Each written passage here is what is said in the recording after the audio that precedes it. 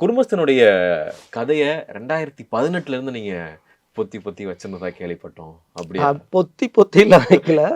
இல்ல இது வந்து எல்லாருமே வந்து பெரிய ஒரு அட்டெம்ப்ட் எடுத்து பண்ணியிருக்க வாய்ப்பு இல்ல அப்படின்னு நான் சொல்லுவேன். அதனால அப்படி சொல்றேன். விஷயம் என்னன்னா, பொதுவா ஒரு கதை எழுதிர்றாங்க. ம். எழுதிட்டு அந்த கதை மட்டும் தான். ம். பண்ணா அந்த கதை தான். ம்.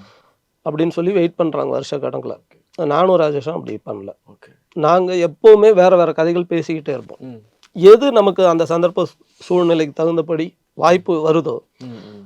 அந்த வாய்ப்பு எந்த கதைய கேட்குதோ, டிமாண்ட் பண்ணுதோ, அத முன்னாடி அனுப்புவோம். புரியுது. அத ப்ராசஸ் பண்ண ஆரம்பிச்சுருவோம். அது ஒரு இடத்துல வந்து நின்னுடும். நிக்கும். அப்புறம் இன்னொன்னு நடக்கும். ம். அப்போ இதுக்கு ஒர்க் பண்ண ஆரம்பிப்போம். ஆனா சைமல்டேனியஸா நாங்க 6, 7 கதை ஒர்க் பண்ணிட்டோம். ம். ம். ம். ம். ஏன் அப்படின்னா, நேரம் ரொம்ப ரொம்ப முக்கியமானது. ஒரே ஒரு கதைய நம்பி 5 வருஷம், 6 வருஷம் ஸ்பெண்ட் பண்றதுங்கிறது, அ எங்களுக்கு அவ்வளோ புத்திசாலித்தனமான ஒரு முடிவா தெரியல.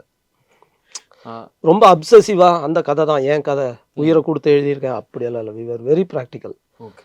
உயிரெல்லாம் குடுக்கல. அதுதான் வாழ்க்கை. அப்படியும் நினைக்கல. ம். ம். அது அது வரும்.